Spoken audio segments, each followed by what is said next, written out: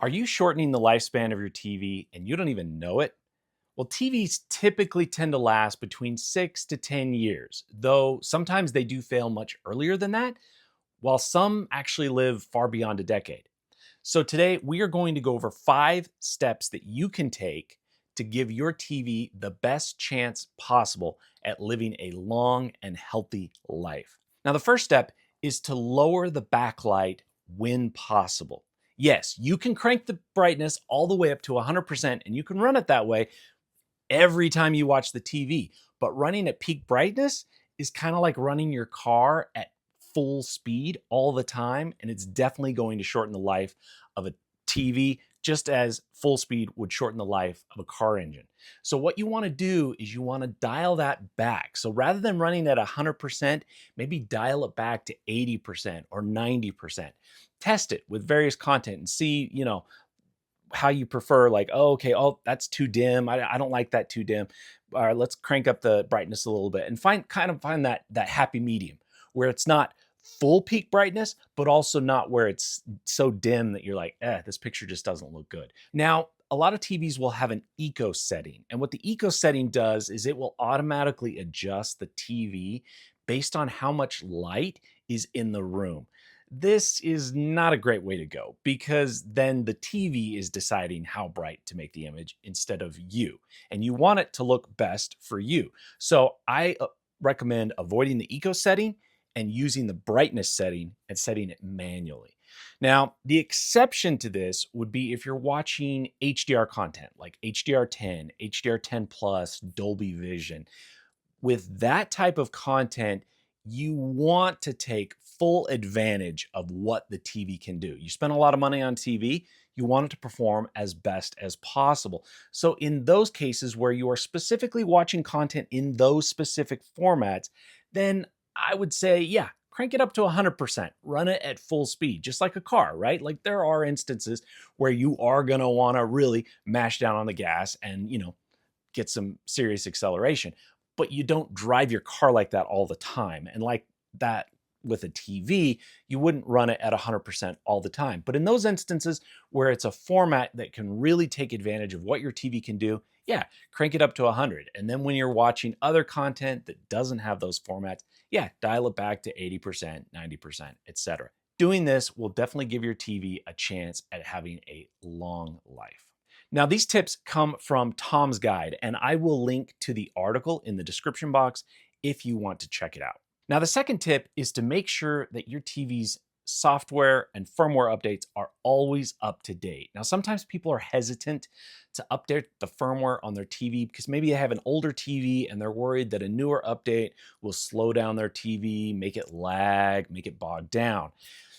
That's becoming less of a thing. The manufacturers, they're aware of this and they are designing the firmwares to be more compatible with older models so that they don't slow down.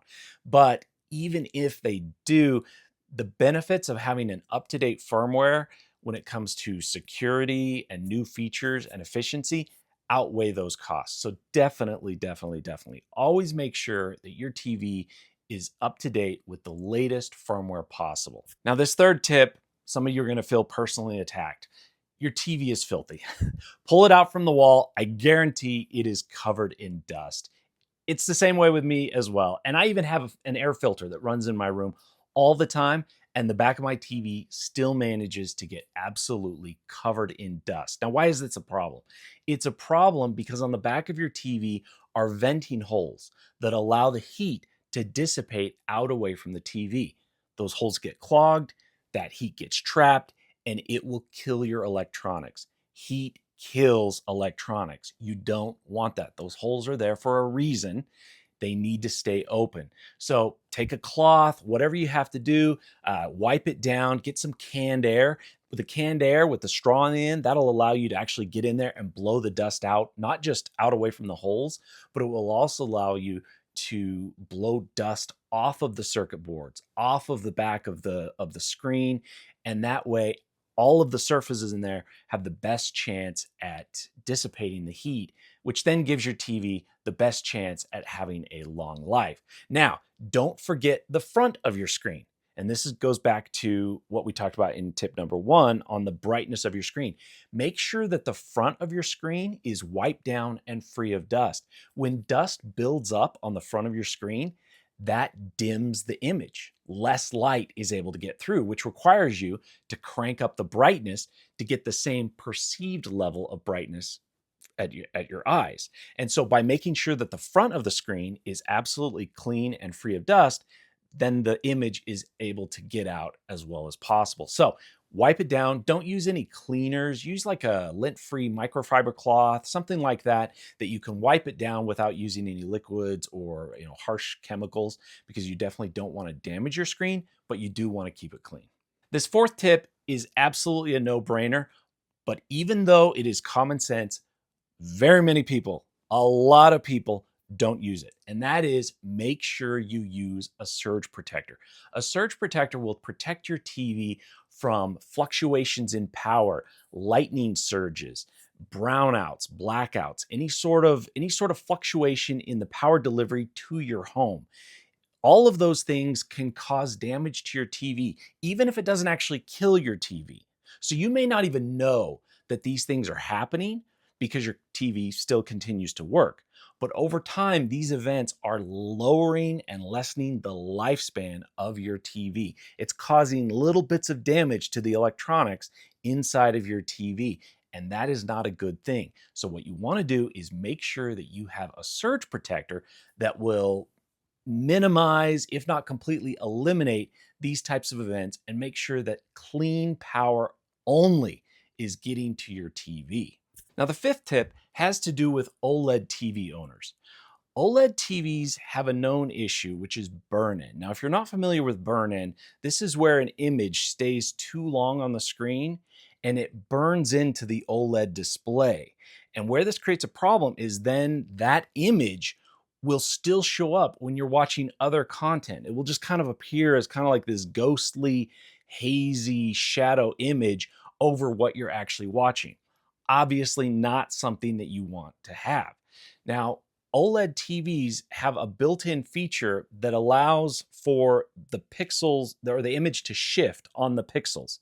It's this pixel shifting feature, and you'll want to make sure that it's enabled. And what this does is it shifts the image over. You won't even see it with your eyes. You won't even notice that it's happening. But what it does is it varies what is being displayed on each pixel. And in that way, it kind of minimizes or eliminates the risk of this burn-in image.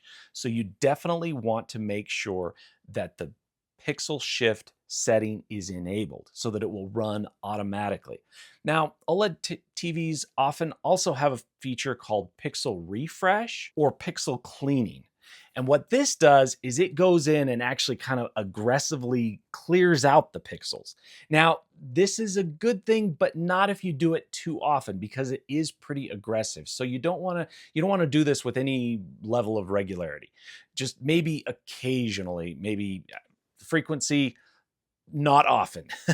The better approach is to have the pixel shift feature enabled so that that just runs automatically in the background. You don't even have to think about it, and it will just kind of keep your whole display healthy. So hopefully these tips are helpful and you can implement them to give your TV the best chance at a long life. Make sure you follow all 5 of them, and thanks for watching.